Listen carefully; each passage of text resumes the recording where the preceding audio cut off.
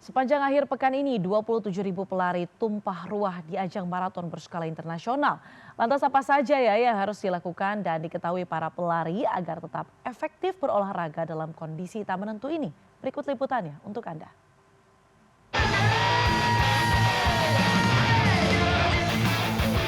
Sabtu pagi, belasan ribu pelari kategori half marathon dan 5 km tumpah ruah di kawasan Senayan pada gelaran Jakarta Running Festival hari pertama.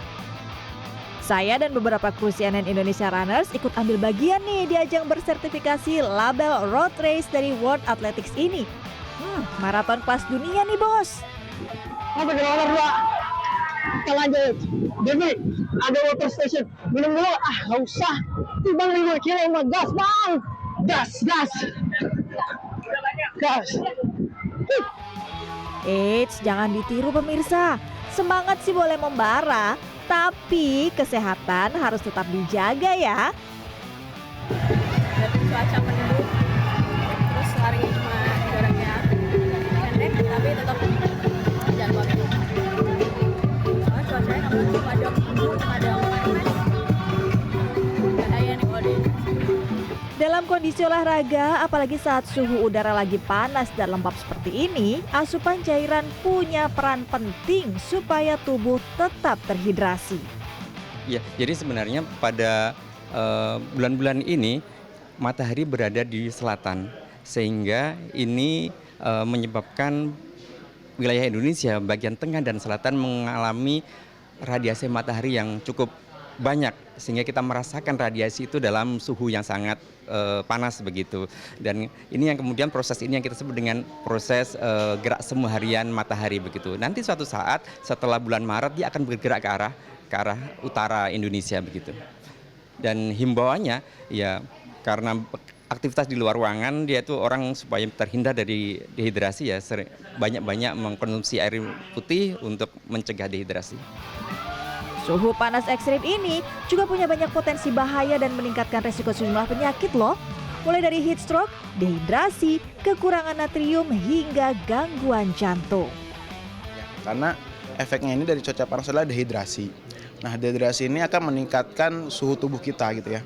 Suhu tubuh kita yang sangat tinggi, apalagi kalau kita nggak kerasa atau suhu tubuh kita sudah di angka 39 derajat. Jadi walaupun kita lagi nggak sakit nih ya, dengan cuaca panas dan ditambah dehidrasi, suhu tubuh kita bisa tiba-tiba meningkat. Nah itu bisa membuat kita tiba-tiba kolaps tuh, langsung pingsan. Di cuaca yang Jakarta yang lagi panas ini, kalau saran saya sih lebih baik olahraga di indoor ya, dalam ruangan. Tapi kalau memang harus olahraga di outdoor, diusahakan jangan di siang hari, karena kalau sudah di atas jam 9 atau jam 10 itu cuaca sudah cukup panas dan itu akan lebih memudahkan tubuh kita mengeluarkan keringat sehingga kita lebih gampang lelah dan lebih gampang dehidrasi. Oleh sebab itu kalau pengen olahraga di luar ruangan, usahakan di pagi hari gitu ya, sebelum jam 9 pagi ataupun setelah jam 4 sore. Selain panas ekstrim, cuaca mendung biasanya juga bikin pelari malas minum nih.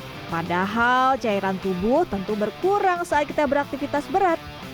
Penyelenggara Jakarta Running Festival pun sudah melakukan mitigasi terkait kondisi cuaca ini. Hari ini sebenarnya cuacanya sangat bagus ya. Tidak terlalu panas, kelembabannya juga sebenarnya tidak terlalu lembab gitu. Tetapi hari ini yang masuk ke tenda medis merah dan kuning itu lebih dari 35 orang. Dan yang heat stroke lebih dari 10 orang mungkin ya. Gitu. Jadi ya heat stroke sebenarnya bukan cuma faktor cuaca aja, tapi faktor dari dalam. Ketika seseorang itu memaksakan diri atau ketika seseorang tidak dalam kondisi fit memaksakan diri, itu bisa menimbulkan suhu tubuh yang meningkat dalam tubuhnya, sehingga ya inilah buktinya. Widih, medali finish kak? Finish mah finish, tapi nggak lagi-lagi ngelewati motor station. Ya ampun, beneran gak minum sama sekali. Ya, Ini nih, alhamdulillah ya hari ini adem. Tapi kan kemarin-kemarin nih cuaca panas banget, cuaca nggak menentu. Baiknya tuh kita harus terus terhidrasi. Gak apa-apa, break sebentar. Yang penting larinya nih enjoy. emang iya? Iya, lagi ngapain sih ngebut-ngebut? Emang kan habis yang turi. Bukan. Kita siapa? Tim CNN Indonesia, Jakarta. Kurang